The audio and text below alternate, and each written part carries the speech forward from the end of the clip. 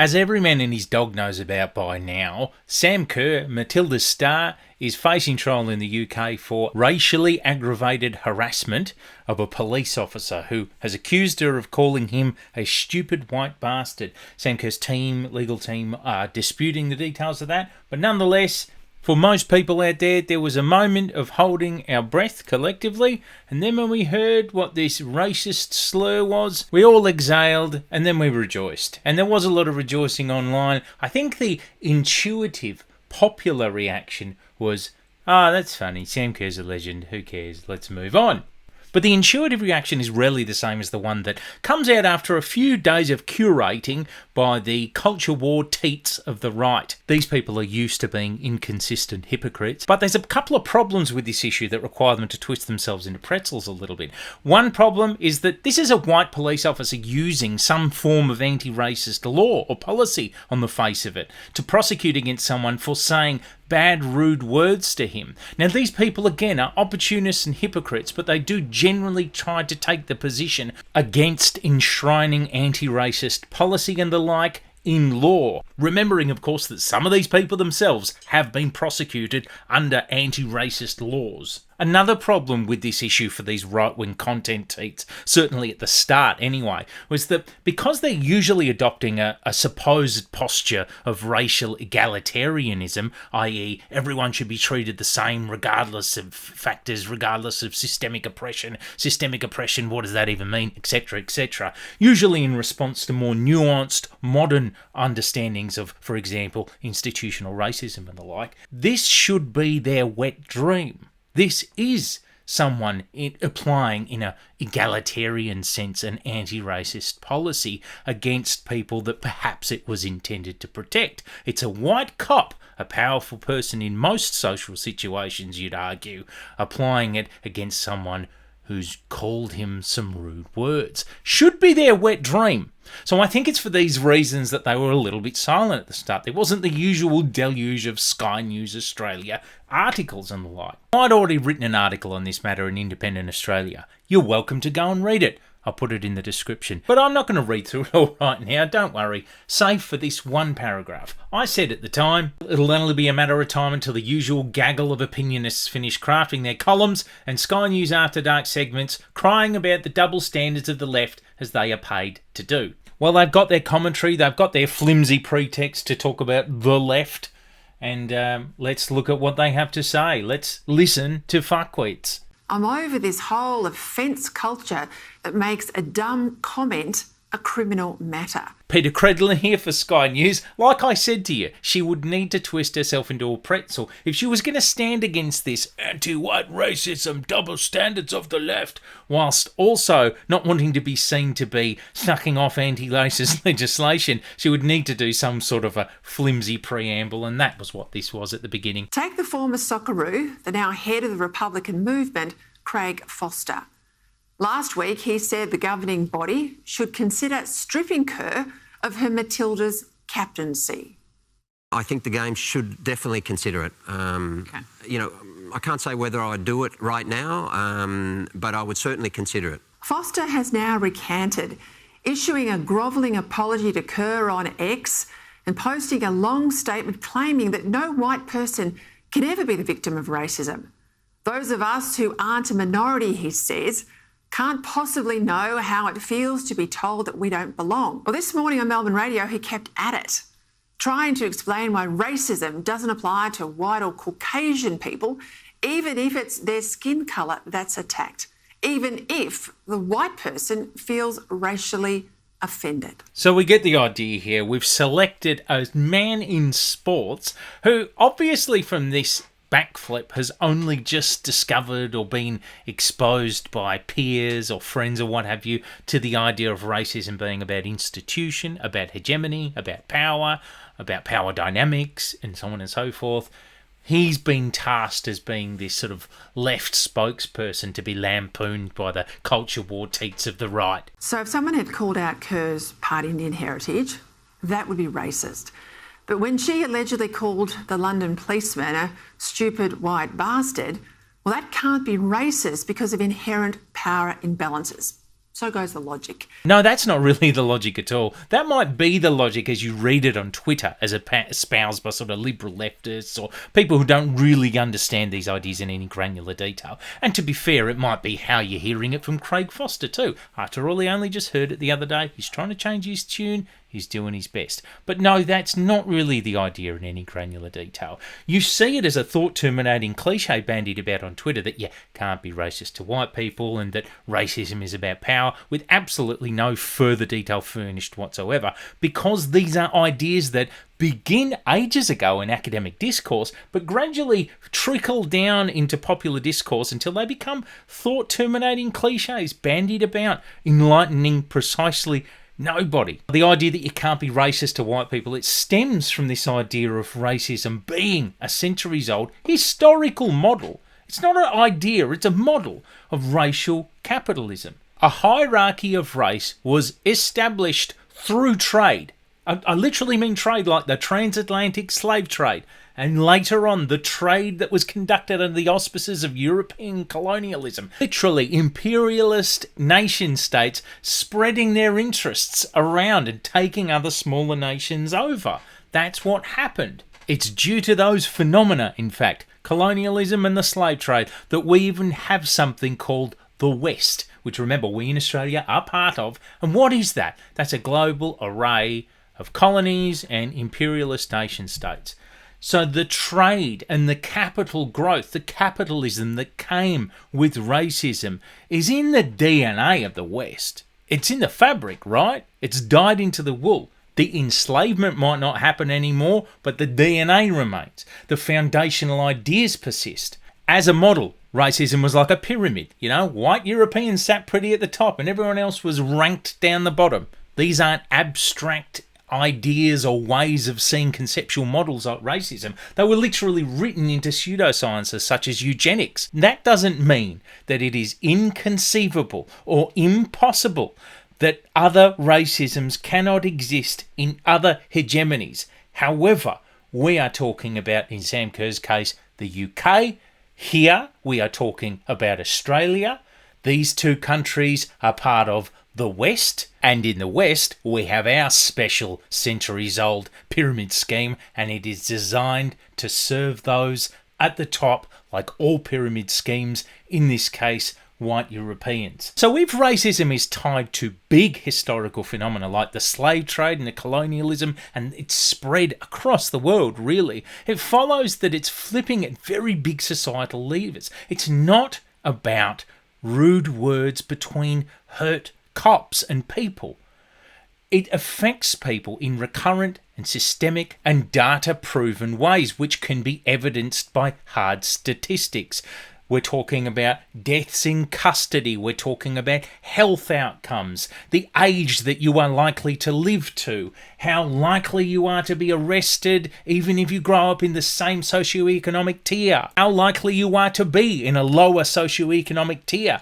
All these things, they are not racism itself, but they are symptoms of racism and therefore racist things. Now, please forgive my language, but calling someone a stupid white bastard, in that context, white is hardly being used as a term of endearment. That may well be true, Peta Credlin from Sky News, but if we can accept the truth, which is that racism was born amid big historical phenomena and is evidenced in hard statistics, not hurt white feelings, then we can see why people say that you can't be racist to white people. Oh, you can be rude to them. You could even be bigoted to them, but not necessarily racist.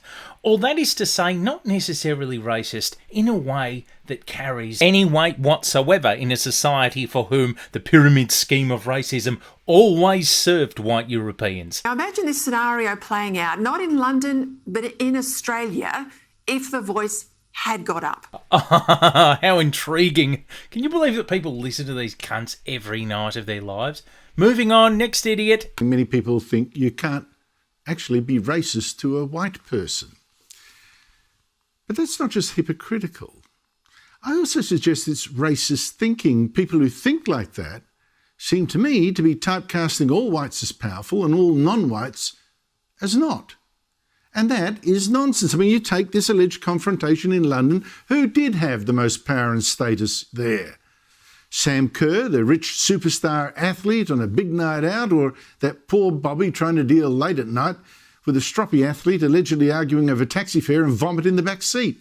On the contrary, dickhead, the idea that you either can't be racist to white people or that racism against white people carries no institutional sway or heft to it does not necessarily mean that every white is born as a platinum VIP with a big old treasure chest of intergenerational wealth and opportunity assigned to them. But it does mean that there are certain inequities and discriminations that it can be proven on paper that I, as a white person, am less likely to face than a black person. That's a matter of facts and hard data. My proportional underrepresentation in these negative outcomes, whether they be prison, mortality, health, and so on and so forth, is what is called sometimes my privilege, which is another horrifically distorted culture war line.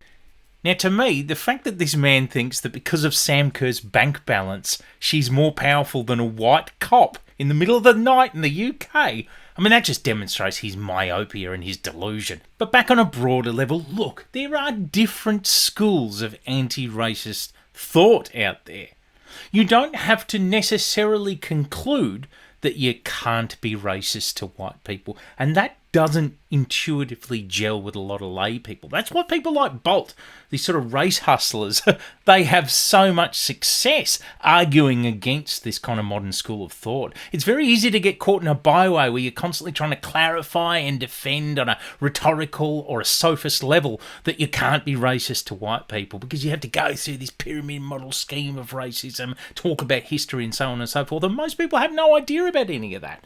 You don't have to get caught up in it. There is another school of thought that concedes that anti-white racism might be conceptually sound. For example, I might have my very own special pyramid scheme going on in my head. But if that doesn't mirror the societal and historical context or pyramid scheme that I am ensconced in, for example, if I live in the West, then that concept isn't underpinned by any history, and therefore it isn't reflected in any kind of systemic or statistic discrimination at all. Ergo, carries no fucking weight.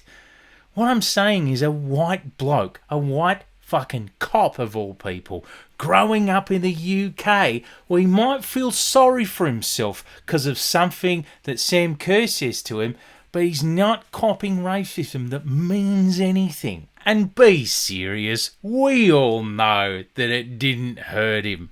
I know, come on, I'm white. Come on, my white brothers and sisters. Come on, let's be honest. Let's pretend the coloureds aren't around listening to us. Come on, just between you and I. It doesn't actually hurt to be called a white bastard, does it? Come on, you can just admit it to me. Come on. Calling someone a stupid white bastard is not racist, or it's completely forgivable, or you're a hero, or even great. Great. But of course, if you said stupid black B, your career would be destroyed. Here we come to the final conclusion that these people always arrive at, which is imagining the horror stories that would happen if it were the other way around. I mean, never mind that it is the other way around all the time, and in fact, the work of certain people just like this have contributed to the fact that the penalties for people, if it were the other way around, are perhaps less than ever. But you know what? In looking the other way around, we need look no further than the very laws that this white cop is using to prosecute Sam Kerr. We will find that they're about a lot more than someone calling someone some words in a taxi. But before we get to that, let's have a look at our last idiot of the day. Oh, there's way more idiots in Australia who have opinions, but the last idiot that we'll be looking at for the day, which is Joe Hildebrand, a man far stupider than Peta Credlin and Andrew Bolt combined. Oh, they're wily in their own way. They're ambitious. They have opinions. This man's an idiot. He's a fucking moron. Let's listen to what this absolute monkey has to say. Kerr's alleged crime, the Kerr slur, as I'm officially trademarking it, was reportedly to call the cop who was trying to resolve the ensuing taxi dispute a stupid white bastard. This case aside, it should of course go without saying that no one should ever abuse a police officer on the grounds of both civility and self-interest. And indeed, Kerskamp denied that she had called the officer a bastard, but the kicker is, that's not the problem. In today's progressively programmed world, the alleged insult isn't bastard, it's white. This fact alone shows you just how absurd laws like these are, but it is the inevitable product of the absurdity that has gripped Western politics and culture in the 21st century. For decades, the so-called progressive left has turned its gaze from the real problems facing poor people to imagined microaggressions against overprivileged university graduates because of their gender, race or sexuality. No doubt it won't be long until Kerr is falsely feted as being a victim of racist police brutality. Indeed, by the time this is published, it'll probably have happened already. But the truth is that the loony left's crusade to criminalise language and any perception of offence that has led to this moronic moment. Now, I know that it can be hard when you have to write opinions to a deadline for money, to think of things to say and to figure out the subject matter adjacent to what you're talking about. It requires you to do a whole ass Googling session, for example. Sometimes you just want to relax. You know? And I'm not saying that Joe Hildebrand is not allowed to relax. But if you want to talk about stuff as it pertains to sometimes big societal things like racism and anti-racist law, then you should look things up before you talk about them. Because I know these people are culture war content teats for the right. And I know they're going to push a certain line regardless of what they've read. But I would like to think that they've read about it and then thought, well, I'm just going to ignore that and politic in the opposite direction. What irritates me about Joe Hildebrand most of all is that I know the cunt just hasn't read about it. What am I talking about here? I'm talking about the history of the laws in question. He reckons they were come up with by Marxist uni graduates. No, it was actually introduced. The Crime and Disorder Act 1998, this law that talks about racially aggravated offences, was introduced after the Labor Party in the UK were voted in the late 90s with a mandate to take action on racism. Not because of rude words, actually because of the murder of this guy, Stephen Lawrence, in 1993. There were a slew of incidents leading up to it, but that was the big one. That was the straw that broke the camel's back. Stephen Lawrence was murdered by a gang of white men. Some of these murderers escaped charge altogether. To this day, actually. It actually took decades to prosecute only 2 of this gang. Some of the other ones are still free. Now, the coppers handled the case of his murder so fucking badly that a later public inquiry, another one of the first acts of that Labor government, found that the UK's Metropolitan Police Service were institutionally racist, that they conspired to stymie the case and tarnish the victim's reputation in the press more than they actually did their fucking jobs. In the wake of that, tougher and clearer laws were introduced. So hang on a sec, you might ask. We've got a law that got introduced in the wake of the murder of a black person and in the finding, a public inquiry finding that there was UK police force institutional racism. How is that law now being used by a white cop to police someone who called him a name?